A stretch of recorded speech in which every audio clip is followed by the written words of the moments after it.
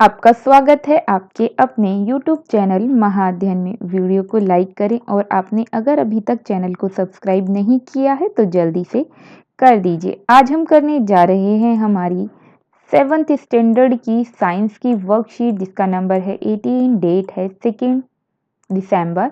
शुरू करते हैं। आज हम न्यूट्रिशंस के बारे में बात कर रहे हैं और वो भी एनिमल्स के बारे में।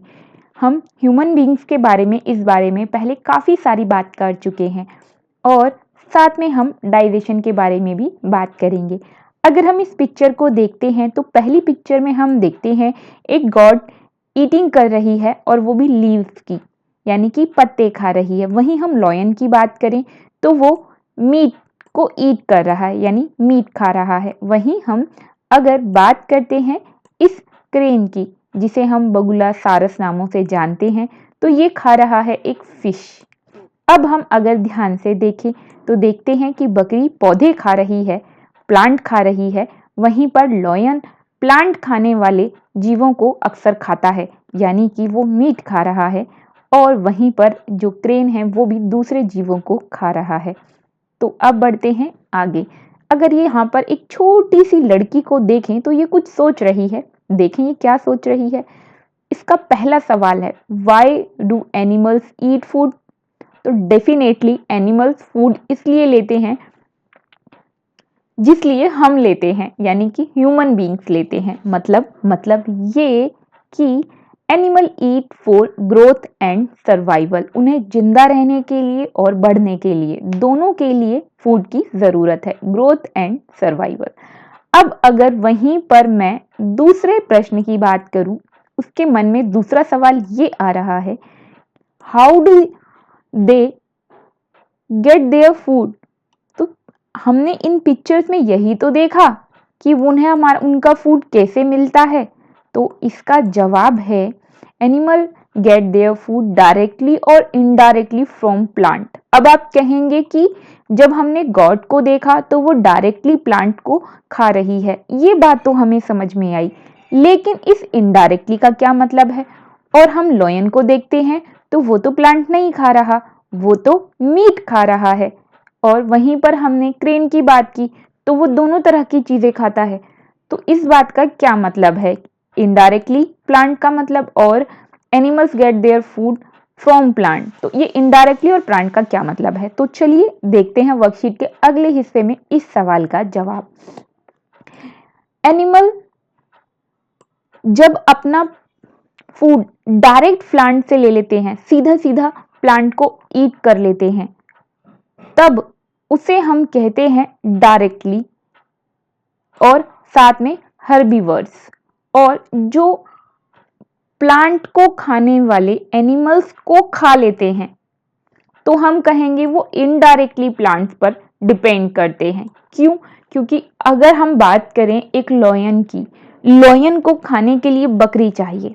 बकरी के अलावा भी और बहुत सारे जीवों खाते हैं, यानी कि एनिमल्स को वो खाता है, लेकिन फिर भी अगर हम एक एग्जांपल ले लेते हैं गॉड का, तो अब हम कह रहे हैं कि वो गॉड खाएगा, तो गॉड कैसे मिलेगी, गॉड जिंदा कैसे रहेगी कि उसे मिल सके? तो गॉड को चाहिए प्लांट। मतलब लॉयन ऐसे एनिमल को खाता है जो प्लांट्स पर डायरेक्टली डिपेंड है, तो इसलिए लॉयन हो गया प्लांट पर इनडायरेक्टली डिपेंड। तो इसलिए हमने कहा कि सभी एनिमल्स डायरेक्टली और इनडायरेक्टली प्लांट्स पर डिपेंड करते हैं। तो जो हर्बीवर्स हैं, जिनको हम वेजिटेरियन बोलते हैं, अपने ह्यूमन बींग्स के लिए हम कहते हैं कि वो शाकाहारी है, तो वो तो लेते हैं डायरेक्ट फूड। लेकिन जब हम कहते हैं जो नॉन वेजिटेरियन है, जब हम एनिमल्स की बात करते हैं जिन्हें हम कहते हैं कार्निवर्स, तब ये प्लांट को खाने वाले एनिमल्स को खा लेते हैं और इनडायरेक्टली फूड लेते हैं। इसी तरह कुछ ऐसे एनिमल्स भी होते हैं जो प्लांट्स और एनिमल्स दोनों से अपना काम चलाते हैं, और इनको कहते हैं ओमनिवर्स। तो इसी का एग्जाम्पल था क्रेन। अब बढ़ जाते हैं हम हमारी वर्कशीट के नेक्स्ट पोर्शन पर, न्यूट्रिएंट्स। आपको याद ही है हमने ह्यूमंस के बारे में बात की थी, कार्बोहाइड्रेट की, फैट की, प्रोटीन की, मिनरल्स की, वाटर की, विटामिन्स की, सब बातें की थी हमने। और हमने बात की थी कि सबसे हमें अलग अलग चीजें हमारी बॉडी को मिलती हैं। फिलहाल हम बात कर रहे हैं सभी ऑर्गेनिजम्स की, जितने भी ऑर्गेनिजम्स हैं जिसमें हम भी शामिल हैं, एनिमल्स भी शामिल हैं और भी बहुत कुछ शामिल है, हम सभी को कार्बोहाइड्रेट और फैट चाहिए होता है एनर्जी के लिए, और प्रोटीन हम सभी को चाहिए ग्रोथ के लिए। तो ये बात सबके लिए है, ऑल ऑर्गेनिजम्स के लिए, हमारे लिए भी और एनिमल्स के लिए भी और अदर्स के लिए भी। इसके साथ ही अगर हम और एक बात करें कार्बोहाइड्रेट के बारे में, जब हम बात करते तो कार्बोहाइड्रेट अपने आप में एक ऐसा तत्व है या एक ऐसा न्यूट्रिएंट्स है, कंपोनेंट्स है जो कॉम्प्लेक्स होता है, और ये इतना कॉम्प्लेक्स होता है कि हमारी बॉडी या हमारा जो स्टोमक है वो इसको इजीली डाइजेस्ट नहीं कर सकता। तो फिर क्या होगा ये कि कॉम्प्लेक्स को ब्रोक करके सिंपलर बनाया जाता है पेट के ही द्वारा।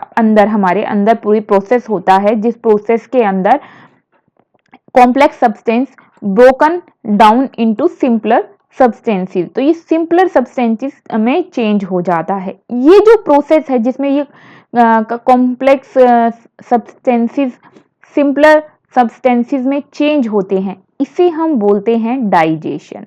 तो अब हमने क्या क्या जाना, हमने जाना न्यूट्रिएंट्स सबके लिए ज़रूरी है, और न्यूट्रिएंट्स को डाइजेस्ट करना एक प्रोसेस है, और ये प्रोसेस वो है जिसमें कॉम्प्लेक्स कंपोनेंट्स सिंपलर कंपोनेंट्स या सिंपलर सब्सटेंसेस में चेंज होते हैं, और इस प्रोसेस को हम डाइजेशन कहते हैं। तो ये तो हुई कुछ खास बातें, और अब एक और बात देख लेते हैं जो हमने अभी भी पढ़ ली थी, लेकिन फिर भी एक और बार देखते हैं। All organisms included humans require food for growth, repair and functioning of the body। हमने अभी अभी ये बात की थी, मैंने अभी अभी आपको ये बात बताई थी, और वहीं यहाँ पर लिखा हुआ है। तो अभी हमें इन सब बातों को ध्यान रखना है। अब देखते हैं कि आज हमने क्या सीखा। तो let's do question and answers. सबसे पहला क्वेश्चन हमसे पूछा गया है, write the name of 3 animals which eat plants. तो यहाँ पर बहुत सारे, there are many, like elephant, giraffe, cow, buffalo, camel and etcetera, पर हमें सिर्फ 3 एनिमल्स के नेम बताने हैं। तो मेरी तरफ से ये है इसका answer. Next, carbohydrates and fats are used for energy, proteins are for growth of the body. अगर हम थर्ड क्वेश्चन की बात करें, what do you mean by digestion, तो डाइजेशन के बारे में मैंने आपको बताया था कि complex substances broken into simpler substances is called digestion. Breakdown of complex components of food into simpler substances is called digestion. Next question की तरफ चलते हैं। Why is digestion needed for animals?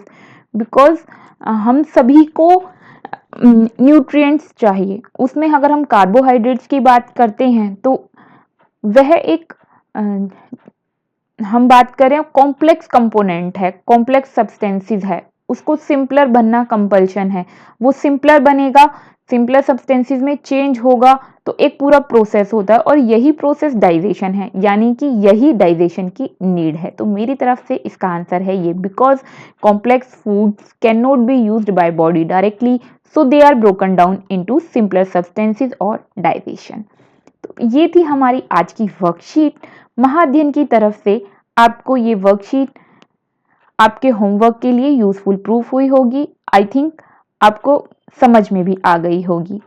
अगर आप चाहते हैं महाअध्ययन की तरफ से आपको इसी तरह की वीडियोस मिलती रहें ताकि आप अपनी वर्कशीट को समझ सकें और होमवर्क को कर सकें, तो ज़रूरी है चैनल का चलते रहना, और उसके लिए ज़रूरी है वीडियो को लाइक्स और शेयर्स का मिलना, साथ में चैनल को सब्सक्राइबर्स का मिलना।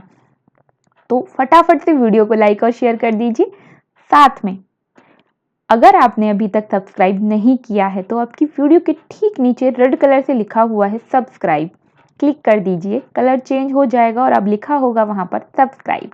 फिर मिलते हैं ऐसी ही वीडियोस के साथ। तब तक के लिए स्वस्थ रहें, खुश रहें। नमस्कार और धन्यवाद।